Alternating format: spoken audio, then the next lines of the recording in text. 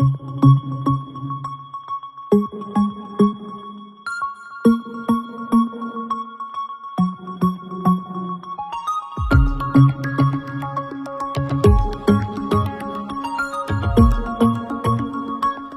মাধ্যমে এই খুনি হাসিনা 17 বছর বা 16 বছর এদেশের মানুষকে অত্যাচার নিপীড়ন করেছেন, তারই ধারাবাহিকতায় নারায়ণগঞ্জের যে গডফাদার ফ্যামিলির সবচেয়ে আস্থাভাজন এবং শক্তিশালী জায়গা ছিল 1 নম্বর ওয়ার্ড, তাই তো?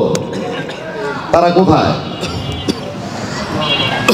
এখনো এই 1 নম্বর ওয়ার্ডে যারা বিএনপি এবং অঙ্গ সংগঠনের অনেকের ভিতর তারা বিরাজমান। এই 5 তারিখের পরবর্তী সময়ে নারায়ণগঞ্জ মহানগর যুবদলের একটা প্রোগ্রাম আয়োজন করেছিল জনাব শহীদুল ইসলাম সাহেব। কে বা কার কথায় ওই প্রোগ্রামটা তাকে করতে দেওয়া হয়নি বা সে করেনি। আমি বলে দিতে চাই তাদের উদ্দেশ্যে, half BNP half Awami League আপনাদের যারা পদে বসাইছে যারা আর এখন পদে আছেন, আপনাদের অবস্থান এখন কই? নাই। আমরা যদি চাইতাম নারায়ণগঞ্জ মহানগর যুবদল সব জায়গায় সব পরিবেশে অবস্থান নেওয়ার সক্ষমতা নারায়ণগঞ্জ মহানগর যুবদল রাখে। এটা ওসমান পরিবারও দেখেছে, শেখ পরিবারও দেখেছে। ওই হাফ বিএনপি আওয়ামী লীগ এদেরকে দেখানোর কিছু নাই। এরা সময়ের সাথে সাথে পরিবর্তন সেটা বুঝে ফেলবে। 2000-এর আগের রাজনীতি আর 2000-এর পরের রাজনীতি অনেক তফাৎ। তো যুগের সাথে তাল মিলে রাজনীতি করতে হবে, বুঝতে হবে। পুরান থিওরিতে চললে হবে না, নতুন থিওরি লাগবে, নতুন মেধা লাগবে।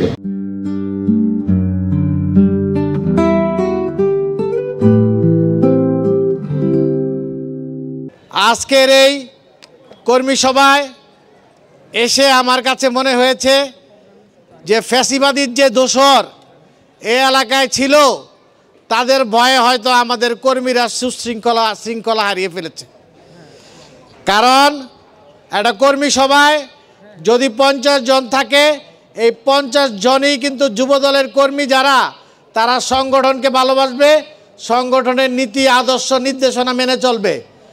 আমরা বিগত দিনে আন্দোলন সংগ্রামের মাধ্যমে আমরা রাজপথে অনেক পরীক্ষিত নেতাকর্মী এই ওয়ার্ডের ছিল, যারা বিভিন্ন সময় কষ্ট করেছে, আমরা দেখেছি এবং আমরা তাদের চিনি।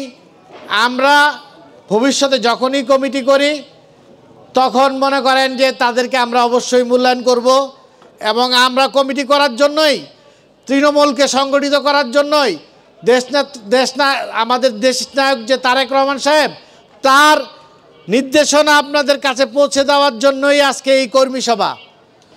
এই 1 নম্বর ওয়ার্ডে যে ফ্যাসিস্ট হাসিনার দোসররা ছিল, তারা আজকে কোথায়? তারা কিন্তু এই এলাকায় নাই। কারণ তারা এত অপকর্ম করেছে, এত মায়ের বুককে খালি করেছে, তাদের সেই রক্তের দাগ কিন্তু সিদ্ধিরগঞ্জের মাটিতে মুছে নাই। এবং তাদের অপকর্মের কারণে তারা আজকে পালিয়ে গিয়েছে। কেউ হয়তো দেশের বাইরে পালিয়েছে, কেউ দেশের ভিতরে ঘাপটি মেরে আছে এবং ষড়যন্ত্র করছে। আমাদের এক সহযোদ্ধা বলেছে এমন নেতৃত্ব চাই যে ইট খুলে নিয়ে আসবে। আমি বলতে চাই, বাংলাদেশ জাতীয়তাবাদী যুবদল সেই রাজনীতি করে না, কারো বাড়ির ইট খুলে নেওয়ার চিন্তা করে না, ইট খুলতে চায়ও না।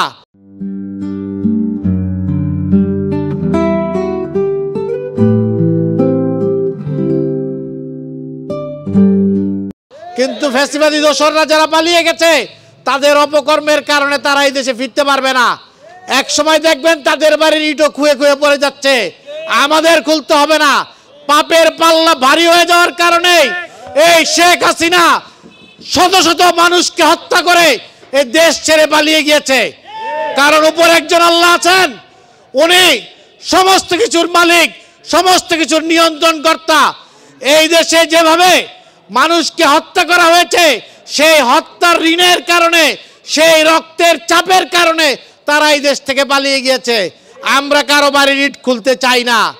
বন্ধুগণ, আপনারা বাংলাদেশ জাতীয়তাবাদী যুব দলের কর্মী, আপনারা দেশনায়ক তারেক রহমানের কর্মী, আপনারা 5 তারিখের পরে যারা এই দলে ঢুকতে চায় তাদেরকে চিহ্নিত করবেন, কারণ ফ্যাসিবাদী লোকজনকে আমাদের প্রয়োজন নাই। কারণ আমরা দুঃসময় যদি 10 জন থাকতাম, সেই 10 জন নিয়ে আগামী দিনে সংগঠন করতে চাই।